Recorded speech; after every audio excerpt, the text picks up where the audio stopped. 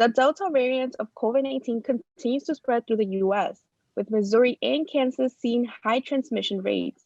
According to Fox News, CDC shows that on May 22nd, the variant accounted for only about 2.7% of cases. But as of last week, it is now closer to 10% of all cases in the US. A limited number of local fans will be allowed to attend the Tokyo Olympics, organizers announced Monday as they try to save some of the spirit of the games, where even cheering has been banned. According to ABC News, organizers set a limit of 50% capacity, up to a maximum of 10,000 fans for each Olympic venue. And it is now time for your morning weather update. It is currently 77 degrees and we are looking at a high of 90 degrees. And tomorrow we are looking at a high of 70 degrees with a 60% probability of rain. Awesome. Thank you, Crystal. And now, after a little bit of an absence, we have our sportscaster, Campbell Donovan, back. Campbell, how are you feeling and what is going on in the world of sports? Kyle, thank you for that, and I'm glad to be back with all you here. And it's now time for the 2-minute warning here on 90.3 WMSC Upper Montclair, the voice of Montclair State University.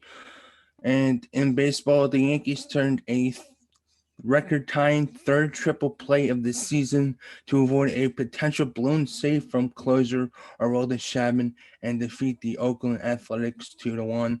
The Bronx Bombers have a 3-game series with the Kansas City Royals next. The Mets dropped the key series with a 5-2 loss to the Washington Nationals as Kyle Schwarber hit 3 home runs. The Metropolitans look to rebound with a doubleheader against the Atlanta Braves on Monday as Citi Field reopens with full capacity. The Stanley Cup semifinals now. The Vegas Golden Knights have tied the series with the Montreal Canadiens at 2 after an overtime goal by Nicholas Watt at 1:18 in Game 5. With a 2-1 win in overtime. Game 5 between the New York Islanders and the Tampa Bay Lightning is set for 8 o'clock tonight. The special Father's Day moment, giving his jersey to his dad, Trae Young's 21 points closes out a 103-96 Game 7 win in Philadelphia as Joel Embiid's 31-point double-double was not enough as the Atlanta Hawks will now take on Giannis Antetokounmpo and the Milwaukee Bucks in the Eastern Conference Final. And in the Western Conference Final already, the Phoenix Suns win a close one without Chris Paul due to health and protocol safety with a 120-114 win next to Devin Booker's 40-point triple-double against the Clippers.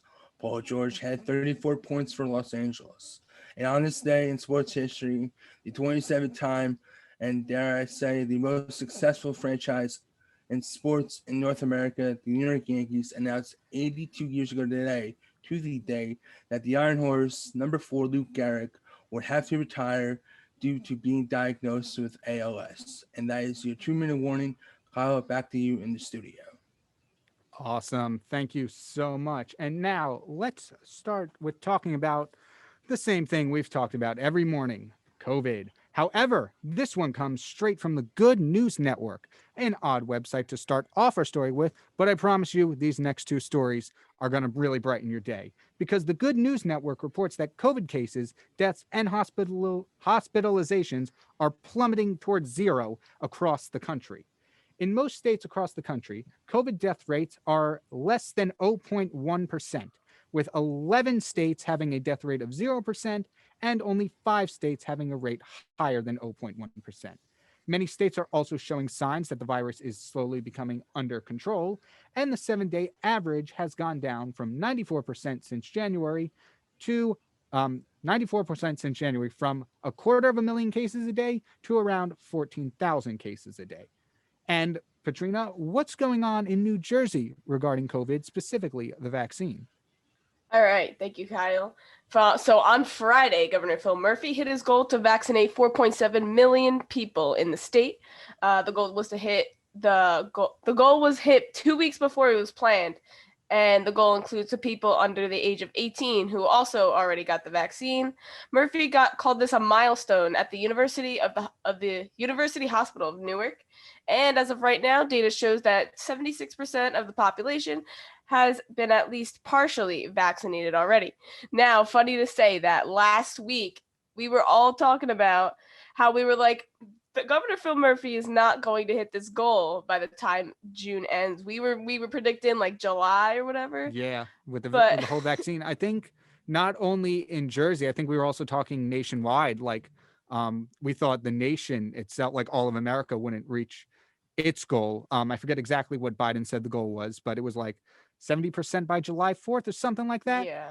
And so, I mean, this is definitely a stepping stone in the right direction. So, I mean, if we can, I get New Jersey isn't the biggest state in all of the United States, but if we hit this this goal 2 weeks ahead of schedule, I think that gives us really good hope overall for the rest of the country. Because if we do take it like more, if we take it less as one as a nation and more as one state at a time, I think it would seem like less of a daunting task, and it might not reach the goal of July 4th like Biden said, but I think we're getting there. We'll see it soon, I think. Right. And honestly, for myself, I didn't really think that it would especially 2 weeks before he planned. You know what I mean? Like I like, even so, like Governor Phil Murphy said like around July, and I didn't really expect it to be by July, because I know around this time we were talking about how some people that aren't already vaccinated probably would have already been vaccinated. Right. But it seems like that there's still a lot more people that haven't been vaccinated yet that want to. And so I think it's also like a lot of kids now, since like I think it's 12 and up, right? I believe 12 and older now is still the threshold. So 12 and up can. And I think, yeah. because now here's my thing. You said like, oh, people who aren't vaccinated probably don't want to be at this point. But as we see, we're not entirely right on that. But I think my thinking is, now that you said that the age is 12 and up, I think now that summer's rolling around and kids are off from school and parents are a little more free from work per se, I think they're having more time in their schedules, parents, for them to take their younger kids who can't drive themselves to get these vaccines. And that's probably a little bit of what we're seeing right now. Yeah, I see that, like, because I feel like a lot of the vaccination like places to get your vaccine, they have like, they close very early. Like, it's not like they're open till like 8 or whatever. I think the latest I've seen was 5:30. I might be wrong, but like around that time, like kids that are in school, it's like, how would they get there if they get at like 3ish? It's kind of very tight for them, especially some that might be like playing sports and stuff. It's very hard to like, get to where they gotta be to get their vaccine, and then they gotta like deal with the symptoms and whatnot. And I guess waiting till the summer is good for them. But yeah, and it explains why the numbers are going up at this time. But I didn't expect it to go up so quickly. But I think it's great, in my opinion. I think it's really great how many people are getting vaccinated now, and how it's over half of the population. Yeah.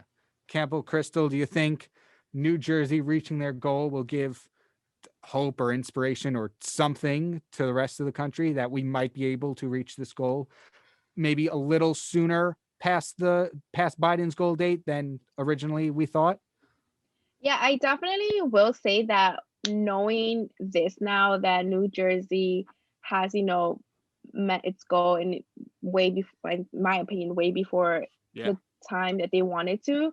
I think it's just like one of those stories that it should be like everyone should hear about, because I've heard a lot of like arguments and discussions of, we're not gonna meet that deadline, the one that President Biden put, that by July 4th. It was by July 4th, right? I believe so. I believe that was the original date. It might have changed within the few weeks, as we're nearing toward it, and we have a more accurate representation of, okay, we're 3 weeks away now as opposed to 3 months. This is where the numbers sit at. We can kind of gauge if this will happen or not. Right. But I definitely think this is something that people should know about, because it's going to be kind of inspirational, I guess, or it'll just be like a motivator to either A, if you haven't gotten your vaccine, get your vaccine, or B, just be like, we can meet this goal. Right. Yeah. And I think it's a super hard goal because it's not like a you thing, it's like a everybody thing. Right. You And can we only all do so much as a person. You right, can't get 16 doses of the vaccine and be like, hey, I just brought up the average 8% or whatever. Exactly. I will say though that I was reading, and I included a small part of it on my newscast. I was reading this article that basically stated that in some states like Missouri or Kansas, it's getting vaccinations, or people getting vaccinated that live in like rural parts of the state is has definitely been a challenge, and I can see why, right? Right. Transportation, communication, whatever the case may be, I can see why. So we are definitely not, I don't want to say, well, at least in New Jersey we're doing very well, but in other states they're still not out of the clear. And there's some Right. people still need to get their vaccine, so that's definitely something to keep in mind. We are great to be able to be so, I guess, ahead of the game, but there's other states who are still struggling, so Right. Now, I do wonder if we are, this probably isn't out of, I mean, we're 1 out of 50. But I wonder if we are the first state to hit the goal. Because I assume, well, here's the thing. I assume each state has their own goal that they're trying to reach. New Jersey specifically was, I believe, 70% of the population, if my math is correct, or something like that. But I wonder if, like, out of all the states I definitely don't think we're the first to get 70% of adults fully vaccinated, but I wonder if we are in like that top, I don't know, say top 5, top 10 states to do it first. Kyle, I know you want the recognition, but I'm not. Trust, I'm just. no. New Jersey's not getting recognized for anything. Trust me on that. Oh yes, because Mr. Kyle here, I saw that he doesn't believe that New Jersey is one of the top states to live in. But that's another conversation. At least not my town in Central Jersey. There's not much to do there. Kyle, I think you're the problem. Most But likely. But I mean, it's not like I can pick up and leave anytime soon because, Patrina, what is happening with American Airlines? American Airlines. All right. So, American Airlines cancels hundreds of flights amid staffing and maintenance issues. Due to maintenance issues and significant staffing, hundreds of flights have been canceled by American Airlines. 123 flights have been canceled on Saturday, 178 on Sunday, and 97 for Monday. Maintenance calls out by staff and other staffing issues is the cause of the cancellation of flights. Shortage of staffing, caterers, wheelchairs, and operators are the staff that are causing this shortage. ABC News was told by American Airlines that most cancellations are A320 and 737 aircraft, but could keep canceling 50 to 60 flights a day throughout the month of June and 50 to 80 throughout the month of July. Customers will be notified far in advance by American Airlines to whether their flights will be canceled. Wow. That's a lot of people trying to travel, and that's I'm shocked at the 50 to 60 flights a day for the rest of the month. Because, okay, I don't work at an airport. I don't know how many flights leave in a day, but that seems like a very large amount. I agree. Yeah. Oh yeah. Like, I think that, I mean, I can't imagine the amount of people right now, especially since last summer they couldn't travel. This Right. summer, they're all like, oh, it's summer, we're going to travel. It's going to be a great summer of 2021. And now 50 to 60 flights are going to be canceled. And their plans are ruined. Yeah, exactly. Unless they find a solution. But, I mean... And this is nationwide, they're canceling flights, right? This is not like, oh, only in New Jersey these flights are being canceled. It's all across the country where flights are being canceled. Okay, so the 50 to 60 makes a little bit more sense to me. If I had a vacation plan and I haven't taken one since, before COVID, and this were to happen, honestly, just cancel American Airlines at this point. And I'm not saying for someone to do that, but I'm just saying, like, I would be, as a, someone who's excited for vacation, I would be so bothered by this because like Kyle said, 50 to 60 flights a day is a lot. And I think it's super, super like, okay, yes, we're obviously all like, the flights, they're going to be canceled, vacation. But can we talk about the reason why? It's according to this, it's saying that there's a shortage of staffing issues. That includes, caterers and wheelchair Yeah. operators. And I think that's such a crazy, thought. And I say this because we have been seeing these reports of people, I guess, for lack of a better word, not wanting to go back to work. And there's been arguments about this of why the reason is people saying it's childcare, daycares are still not open, or there's numerous reasons why people are saying on unemployment. Just there's so many Right. reasons. But I think it's super interesting that now it's affecting our airlines. Yeah. Yeah. No, definitely. For And sure. yeah, I mean, I think I remember reading something last week. I don't think it made it into the script, but I believe it was restaurants that were also having trouble, bringing back workers. And one of the reasons was, it wasn't the main reason, but one of the reasons was unemployment. Like the unemployment checks, you get more money from that than you would actually working, especially at a restaurant where mostly what you're counting on is tips from people.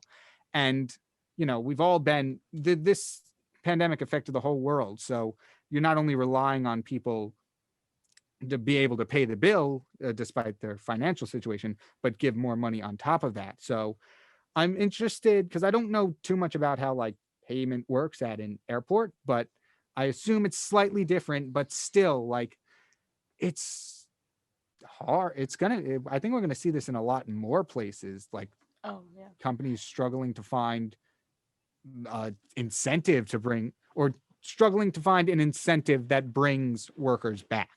Because the article also said when the pandemic hit in March, they're like, okay, hey, we'll pay you to like retire early. And now they're being like, hey, could you please come back? We're canceling 60 flights a day. We got a big problem here.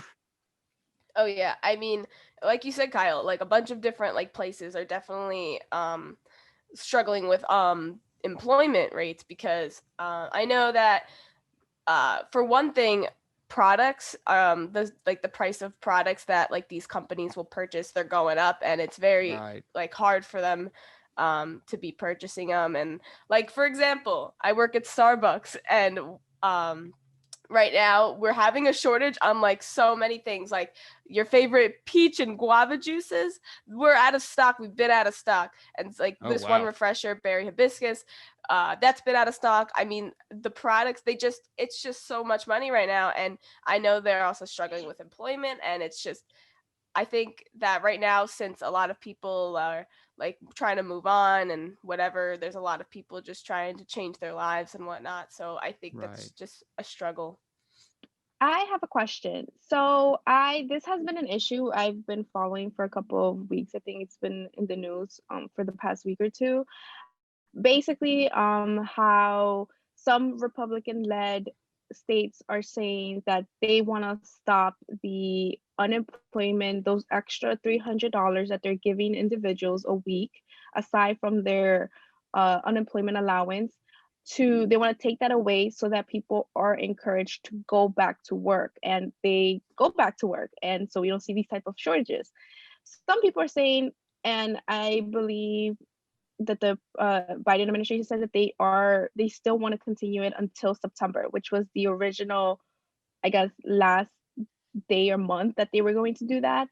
So I guess my question to you guys is like, do you think that if more states were to do that in terms of, or actually implement that, where they are taking away those $300, that it would actually, we wouldn't see this type of problem? Like, Patrina said in Starbucks, some drinks are Right. out of stock. I did hear about that, which I think is hilarious.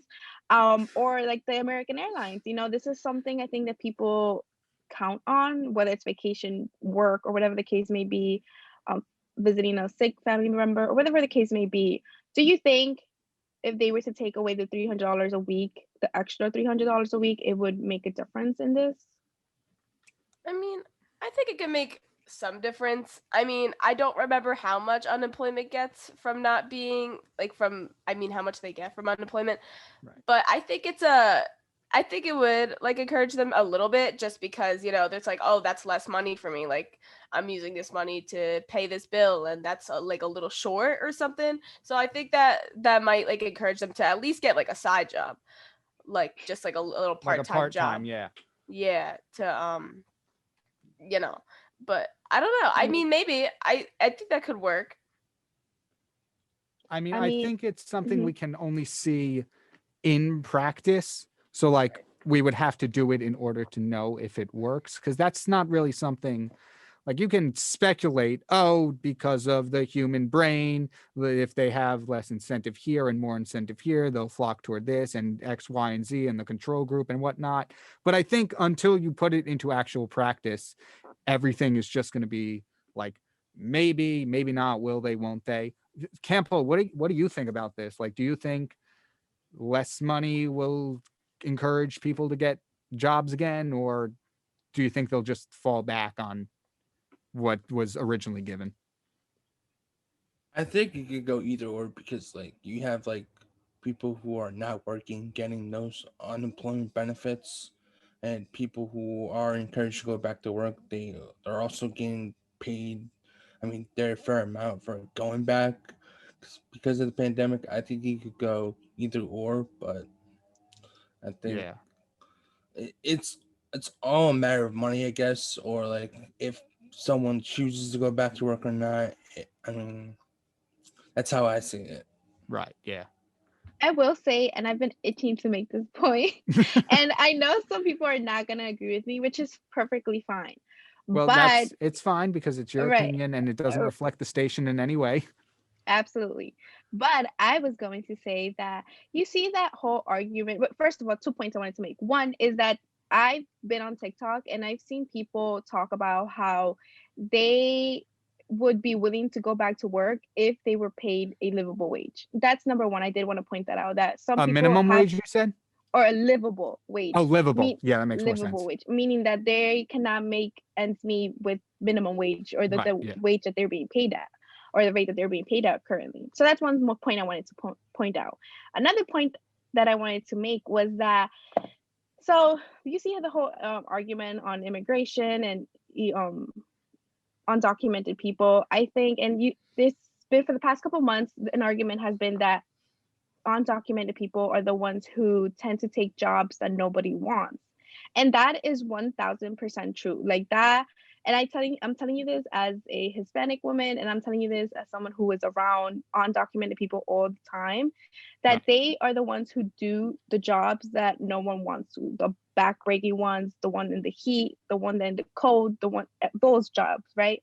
And I think it's so interesting that I guarantee you, and I know it's bad for me to say I guarantee, because I cannot guarantee, and like you said, it's all kind of speculation, but I would bet money on the fact that if undocumented immigrants could start working at the airlines, they would go and they would do it. And therefore, these airlines, or specifically American Airlines, would not have to cancel these 50 to 60 flights in June and 50 to 80 flights in July. So Right. if that would be an option, which I know it's not, because those are the jobs that, you know, undocumented people cannot apply for, but if they would be able to, I can almost guarantee it, they would be the number ones to line up and get the jobs and get the job done. But Yeah. that's my point that I wanted to make. Yeah.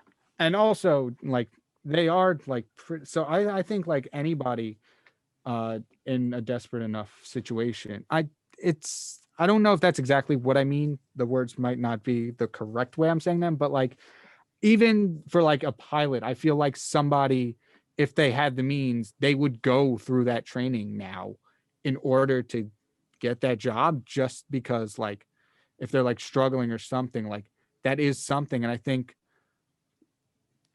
an opening here would probably be like a very good motivator to go through the training that you would need in order to like get the job, because at this point I feel like it's almost it's almost secured. Like if you have the training, I feel like you could get a job at the airlines no problem now, since they're so desperate looking for people that they have to cancel over 50 flights a day across everything. I agree. Maybe I'll apply and get a job there so I can travel for free. I don't even know if that's one of the perks, but I'm just saying. I think it depends on the position Right. that you get. I don't think the desk operator, I don't think the people checking the baggage get free. Well, maybe they do, just not the ones they're working on, like a Right. stewardess would or a flight attendant would. But moving on, we have a big story here in which a New Jersey congresswoman wants to end penalties for all illegal drug possession. So before I even say anything, anything we say, well, despite the facts I'm going to read in a second, anything we say are our own opinions and are of no reflection of the station or anyone involved. But according to NJ1015.com, U.S. Representative Bonnie Watson Coleman is proposing to eradicate all penalties for all illegal drug possession. In the wake of the 50th anniversary of President Nixon's war on drugs, Coleman stated, quote, "The war on drugs has destroyed the lives of countless Americans and their families," end quote. This proposal would not only decriminalize illegal drug possessions, but will also erase any records from existing offenders and will not allow employers to hire or fire people due to a record of drug possession. Each state is still allowed to implement their own drug laws, but would be encouraged to follow these guidelines. Coleman even went as far as suggesting that to withhold funding from states that do not relax their drug laws. And instead of incarceration, nonviolent offenders found with drug possession would be given treatment instead of jail time. Other officials, however, have already spoken against this idea, with U.S. Representative Chris Smith saying, quote, "Punitive measures against those kinds of drugs will save lives." So, once again, anything we are about to say is in no way a reflection of the station or anyone involved on the team. But I don't know where I stand on this because I have a very, let's say, old-fashioned way of thinking, and I don't think this is a good idea to ban penalties or to essentially delete penalties for drug possession. However, the fact that it's replacing incarceration with treatment, I can see where they're coming from, but I also don't know how much I, per se, trust it. Right. I mean, I don't know. I don't think I'm fully for it or fully against it. I mean, I'm not sure about the whole like having it not illegal. But then again, it's like I like the idea of the people getting treatment rather Right. than going to jail. I think it's better for them to get treatment rather than being punished for it. I don't know. It's very tough to like really like go to each side and like think about Right. like, I don't know. I think the treatment thing, I think that's a good idea. I think that I don't know. I just don't think they should be fully punished for it, like jail time. Especially if it's not going to be illegal. But I don't know. Right. Crystal, what's your opinion on it? Oof, no, imagine I'm kidding. So okay, so kind of on what both of you have said, because personally, when I make up my own opinion on a topic, I like to really do some extensive research and statistics, other articles, other perspective, others' opinions, etc., just so that I can really get a full grasp of the topic. However, I will say, based on what I have learned so far on this topic, and I actually did a story when the legalization of marijuana was happening. I also did a story on that. So I kind of know a little bit of what I interviewed a professor on that she focused on criminal justice and stuff like that and got her opinion on it and heard her perspective. So I will say that what she is proposing, some of it does sound good to me. And I say this because she is trying to shift the regulatory authority of illegal drugs from the Justice Department to a Department of Health and Human Services. Instead of punitive measures for a drug possession, the legislation would move toward a health-based model with the focus on intervention and treatment. I'm all for that. I think that's good. Or I would go even as far as saying that we can have the criminal component of it and add the health and intervention and treatment part of it. And I say this because I'm all for getting you help and helping you become better. I'm all for it. Like I would try to help you. I would volunteer if I could, right? But I think there still needs to be that component of criminal prosecution, because where does the line draw in terms of like, how do you know from someone who uses the drug or someone who is selling it? And I'm sure you would have to make that very, very clear, but that's something that I definitely thought about it. Like, yes, I want to help the people who have been on the lower end of the stick, and that's all they've been. Because one of the arguments that when I was doing my marijuana story, one of the arguments was that that's all that they've been around. They grew up on that type of environment, and usually it's the African Americans, the Hispanic, the low income people. So it's definitely something to take into consideration. Like that's all they know. That's the environment they've grown up in, and they try to do better, but they can't because all the odds are set against them. So I do want to take that into consideration, right? Like, so there's that, but you also can't just, it's a free for all, especially with like the hardcore, like fentanyl and all these other drugs. Like, it's not that of a easy decision, which and is those why would be included too. Those would be penalties for those kind of drugs too would be right. Like when I say all, I mean all drug possession. Yeah. So there has to be, like you said, there has to be a line somewhere, even between like what is penalized and what's not, because some of this stuff, not that I know, this is based off of what I've heard, but some of this stuff is a lot worse off than others. And so like I kind of get where she's going with this, but there has to be a serious line between like, okay, this stuff is good or not good, but like this stuff is on the lower end. Something goes wrong with this kind of stuff. These things over here, this is urgent. This could be a little bit more relaxed. We still have to take this seriously, because I think that's going to be another issue, because all penalties and records are being erased essentially. It's not going to be taken as seriously. So, like, if it's legalized, okay, fine, but that doesn't mean you can go full out with it. It's still dangerous stuff, and it has to be, in a sense, regulated. You can't just go buck wild with it. But like alcohol, it's okay, it's legal to have, but it has to be done in moderation, no matter what it is. Right. There definitely needs to be some sort of line, I feel, because it depends on like the kind of drug. Some are just a lot worse, but I mean, it's not like they're all like, good.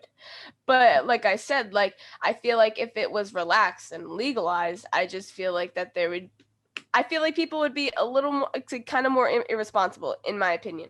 There would be people that would really just be a little more like, since it's legalized, they're like, oh, it's like, okay, this is good. Like I can like use it and not have to be afraid to use it. And I just feel like it just be more abused than it should be. Yeah. And I think something that I want to point out is that, well, at least this is the way I see it, because I am a student, and so therefore I'm learning all these things and stuff like that. And what I've noticed when legislation is introduced is that, so there's like this main topic, right? There's this main topic, and that's what a lot of people know, right? Because that's the title, that's the main topic. But there's so much more into it. Like, how they have to have like a whole proposal? There's so much more to it that people would have to sit down and read, that I don't think a lot of people actually do. But something that I noticed with this that I kind of didn't really sit well with me, and I'm going to read it to you. It says, the legislation would further prohibit drug testing to receive federal public assistance and would prevent individuals from being denied immigration status due to personal drug use. See, for this, I personally think it should not be like this. They should not prohibit drug testing to receive federal funds. Because if you are, for example, if you are using these drugs and that's the reason why you're not working, and then you're going ahead and asking for, whatever the case, assistance, like rent assistance, PS&G assistance, food stamps, that does not sit well with me. That is something I can confidently tell you that it does not sit well with me. You cannot be someone who does not hold a job, go ask for the government to give you money essentially, and then you go and do drugs. Right. That is not that that is math that is not adding up in my head. Like that is not okay.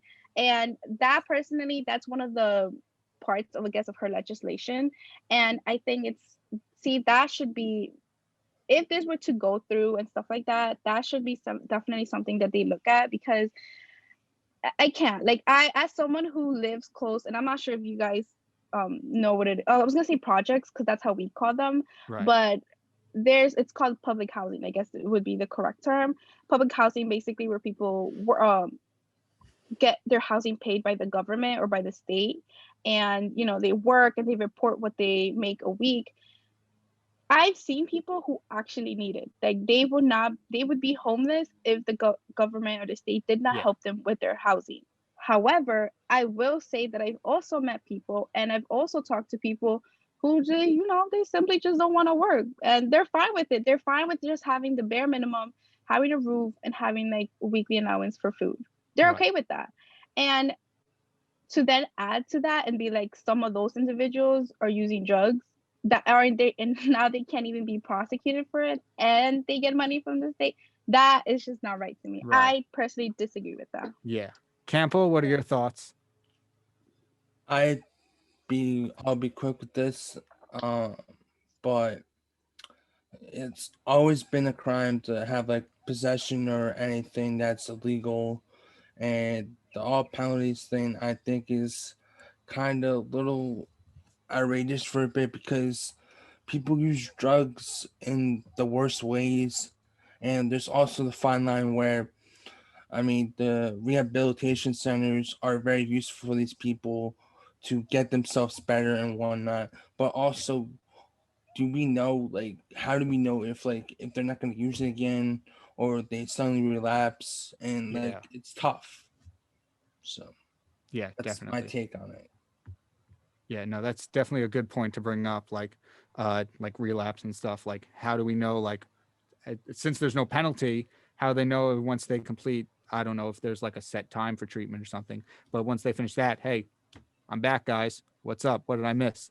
So that's definitely a good point to bring up. But with that being said, we're going to go on a short break before we come back with our interview with Dr. Davis. So stay tuned for that here on 90.3 WMSC Upper Montclair. 90.3 WMSC Upper Montclair, where music stays cool. Cooler than a dog on a skateboard.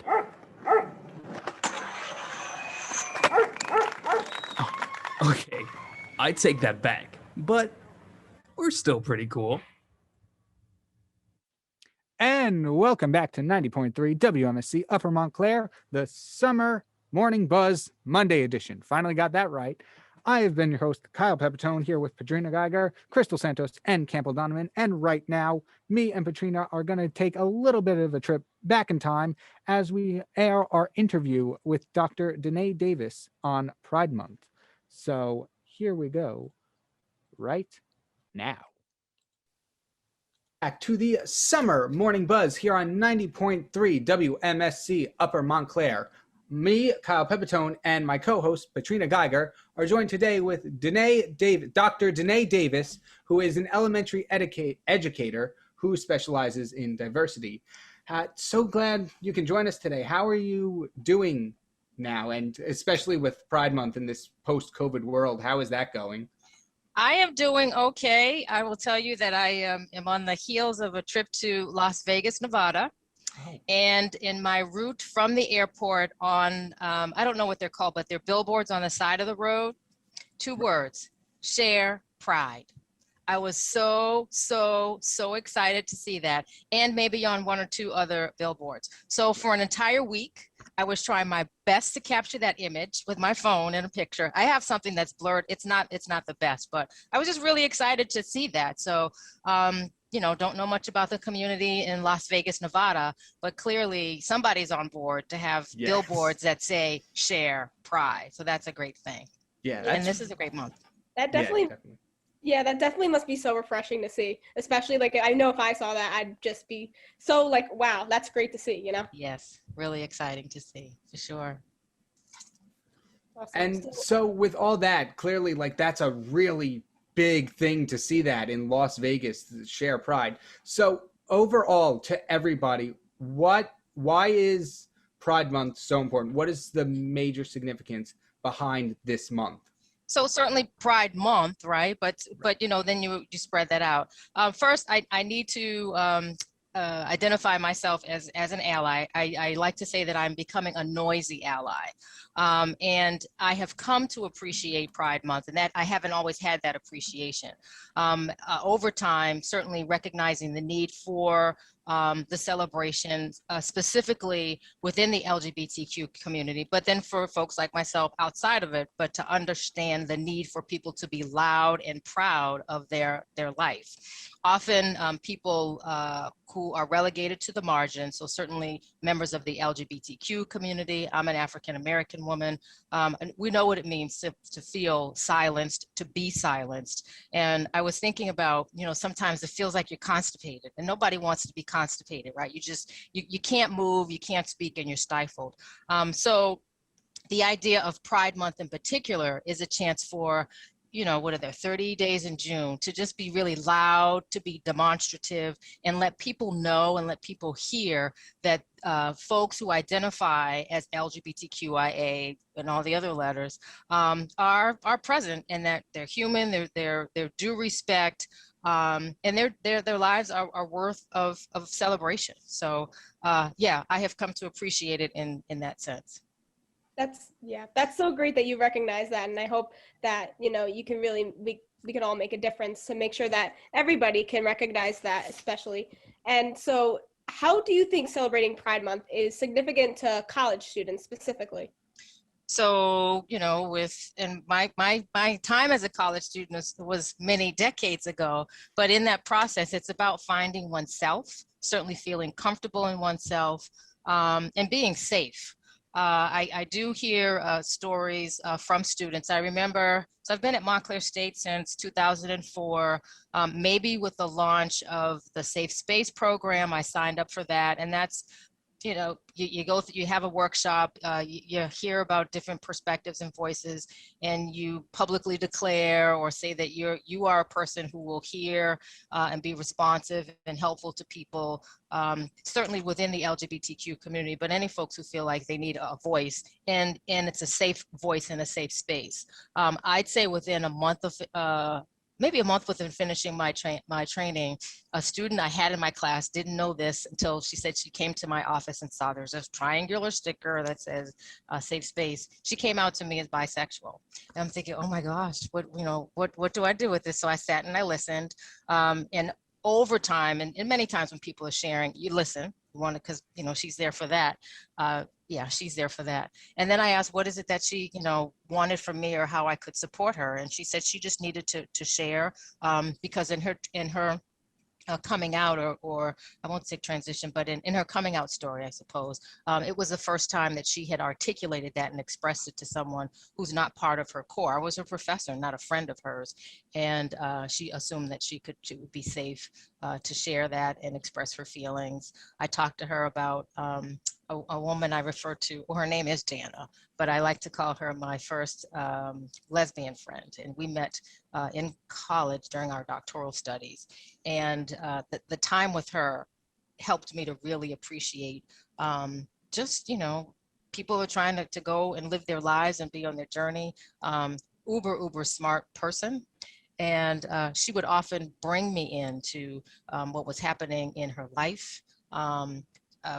My first experience in a lesbian bar.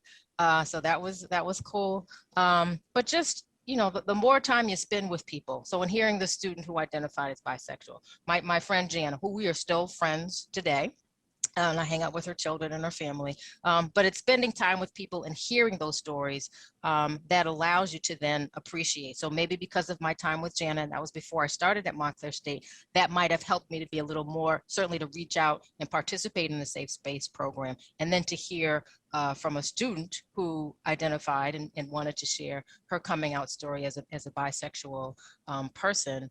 And then certainly being, more open over the years as students do identify in their classes, or sometimes publicly in the classes, or sometimes they'll just come to me one-on-one and want to indicate and have me know who they are, and certainly being mindful of their story and their journey. That's great. That must be like such a special feeling to you, like being somebody that somebody can come to share that like really like special information with, Yeah, I do like that, because as a professor, you often wonder, do students hear, do they see us as human and having sensibilities and sensitivities, and oftentimes, it's the opposite. Well, they're not responsive and they don't care, and I want people to know that I do care. And it's great that for folks who maybe, wherever they are on the journey, whether it's an easy one for them or troubling, can come to me and either share, ask questions, seek support, and I try to direct people where I can, where I have access to resources and that information. I'll also tell you too then, so maybe 3 years after the training, and I think I learned about this book from my friend Jana. I think it's Educating Benjamin or Teaching Benjamin. I have to think a minute about the author's name, but it was a book specifically for educators. And in my department, then it was early childhood elementary literacy education. We are now the teaching and learning department. Our first book club was around LGBTQ content, conversations, and responsiveness, because as a department, a lot of faculty, we've got our expertise, maybe in literacy, maybe in elementary ed, maybe in I don't know, mathematics, but not really steeped in how to interact with students who identify as LGBTQ. And one of the things I like to say at the end of the day, it's recognizing that you're just dealing with people, right? So many times people want to make it complicated. It's like, well, how are you supposed to address someone? Is it okay to talk about candy? Can you smile? Yeah, wouldn't you do that with anyone, right? So just be responsive and recognize the humanity in your students. So yeah, and it was great that we'd have those conversations. I think someone from the LGBTQ Center came in, but so for a year, faculty, there were a group of maybe 5 or 6 of us talking about how to be responsive, how to have conversations, and then identifying resources. So, and I'd like to take a little pride in saying that I helped lead that. So right. Yeah, that was good. And with all of this, what are, like, even past the end of June, when Pride Month technically is stated to end, what activities can people partake in to help to still celebrate this past the designated month it has, and also continue to raise awareness throughout the entire calendar year? Very, very good. So one of the things, well, educate yourself, right? So certainly during Pride, there are a lot of programs. 30 minutes before coming on tonight, there was a commercial, I think, sponsored by Verizon. And what caught my ear was the word pride. Now, maybe ordinarily someone might think, oh, they mean a group of lions? Are they talking about, just being proud? It's like, no, that has to be, because this is Pride Month. And sure enough, that's what it was when I looked at the screen. So paying attention to those narratives, especially in the month of June. Maybe giving yourself permission to learn. If you hear about a particular story, there was something on CNN, I think, last night or the night before, an interview, I want to say the person, I don't remember the person's name, but it was a Black trans woman talking about her experience. So that certainly caught my ear, and I'm going to cycle back to try to find the full interview. I love field trips, and often I would send my students on, I call them border crossings or cultural field trips, someplace or with some folks that you ordinarily wouldn't hang out, or someplace folks you wouldn't ordinarily talk to. So there are communities, there are places where like-minded folks will congregate. I'd say about 2 months ago, I heard about a decline in lesbian bars, and they had to do something maybe with COVID, but I guess there are not as many lesbian bars that around that were in the past. So, seek out and spend some time in that place, go have a drink, or, well, if you're underage, don't do that, but go and have, some pizza, or check out a movie if you don't want to, be in communion with other people. Right. But yeah, there's so many resources. Maybe listen to some music, do your an author study or an artist study on an entertainer who has written or continues to write or perform. I'm thinking of Katie Lang for maybe older folks, and then Lady Gaga.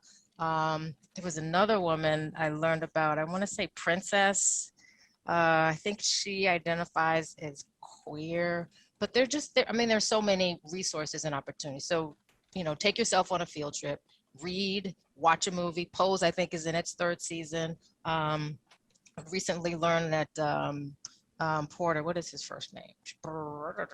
Billy Porter has come out as HIV positive. I guess he'd been all the time, but people are just now, that's coming more Right. public. People are learning that. So learn about Billy Porter, or learn about HIV.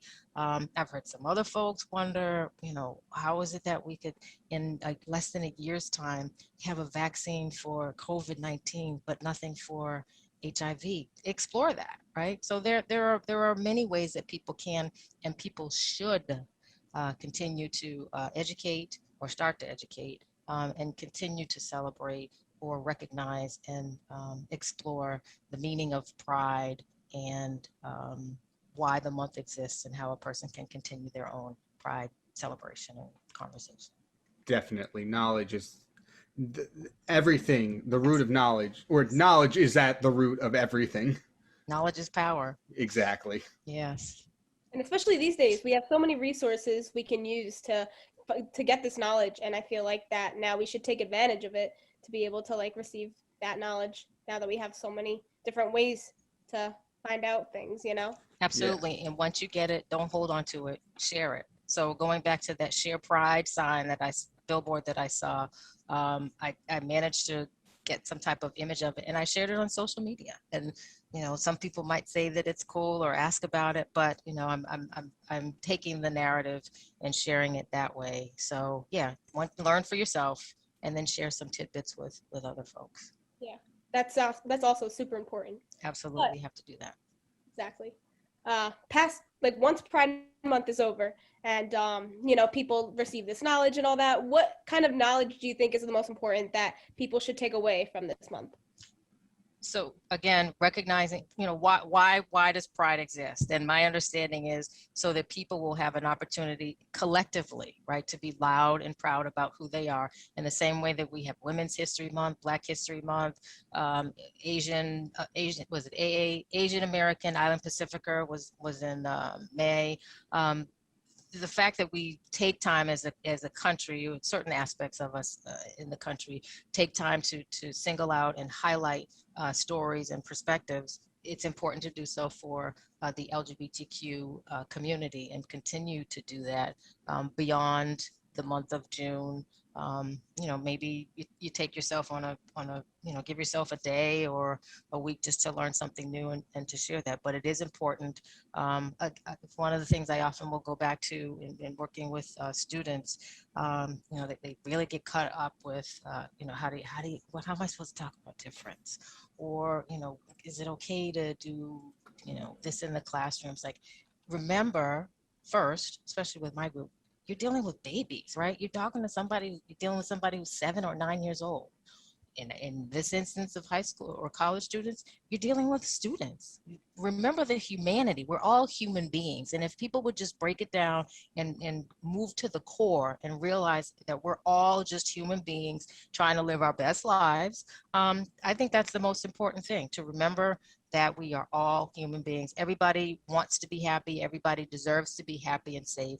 And that truly is just at the core of pride, but certainly all of the celebrations that exist. So just, remember the humanity of your fellow human being, or fellow neighbor or person. So that's most important, I believe. Right. Definitely. I think that's something that should be applied a lot more, per se. Like that, the whole acceptance thing, for some reason, is something that's not as obvious as most people would think it would be. And I think, like, I really think that's what you're saying. Like, not just with Pride, but with everything going on. I think acceptance is a very good start to getting to a much better, more unified world. And I think I know acceptance comes with familiarity. So a lot of times the fear, the apprehension is because people don't know about a circumstance or a situation. I like to talk about my mother, who is now 90, I think she's 91. And I introduced her, she met Jana. And I don't remember how I laid the foundation, but she said, well, how am I supposed to talk to her? What do I say? I said, she's a person, she's one of my classmates, just have a conversation. So that might've been, early in the journey. The last time Jana and her sons visited, my mother says, how's your wife doing? How are you doing, Jana? So, I mean, clearly it's having the experiences, seeing the humanity of folks, and the more time you spend with people, you just get to see and, find out where there are commonalities and meet people where they are as humans. I think that's just the most important part. The more time you spend, the easier it becomes, less apprehension, and it's better that way. And Right. I think that's an aspect that makes it a little easier these days to kind of, for people to get used to, like, asking like, oh, how's your wife and all that, because it's definitely getting more normalized now. And like, in a sense, there are the people that don't agree with it and people that do, but I think it is getting more normalized, and that's what's helping people that don't really understand it to really grow and know more about it. Absolutely. So I like to also remind students that we tend to be a little more progressive in the Northeast. But then I'm in Las Vegas, where there's a sign that says share pride, right? So, and I would not expect that. I don't think I've seen those signs around New Jersey or other parts of the Northeast. Maybe they exist. I just have not seen them. So certainly to realize that, yes, we do take and have the opportunity to be a lot more open and welcoming of this aspect of difference and diversity. And that's not the case in other parts of the United States. And then just with regard to language and nomenclature, introducing yourselves, asking people how they'd like to identify. And that's a better move than making assumptions about who you think people are. I can't say it enough. It's just recognizing the humanity, meet people as people, and think about how you would like to be treated, how you'd like to be spoken to and addressed, regardless of what people are wearing, what color their hair is, or their skin is, or, how they're loving and who you think they love. At the core, we all need air to breathe. We all need food to sustain ourselves. And we're human. We're all just people. Right. Exactly. I could not have put it a better way myself. And I really think that's what everything you said is the whole point of Pride, not just Pride Month, but it as the whole thing, the entirety of it. Mm-hmm. And, I think it's very profound what you're saying. And I really am just moved. Like, I'm moved by what you said with this whole knowledge and acceptance thing. So I want to thank you so much for taking this time to come and talk to us about this. Oh, I know it's a little late into the month, but it shouldn't have to stop on June 30th. This is something that should be going on, year round. So once again, thank you so much for taking this time to talk to us today. Thank you. Thanks for your interest and the work that you're doing. So, of course. And happy Pride Month, everybody. Celebrate Pride. You too. Okay. And one more big thank you to Dr. Davis for joining us for that interview. And like she said, happy Pride Month. But that is going to bring us to the end of our show. I have been your host, Kyle Pepitone, joined along with Patrina Geiger, Crystal Santos, and Campbell Donovan. We will see you all next week. And tomorrow we will have new people and new stories for you here on the Morning Buzz on 90.3 WMSC. Have a great day, everyone.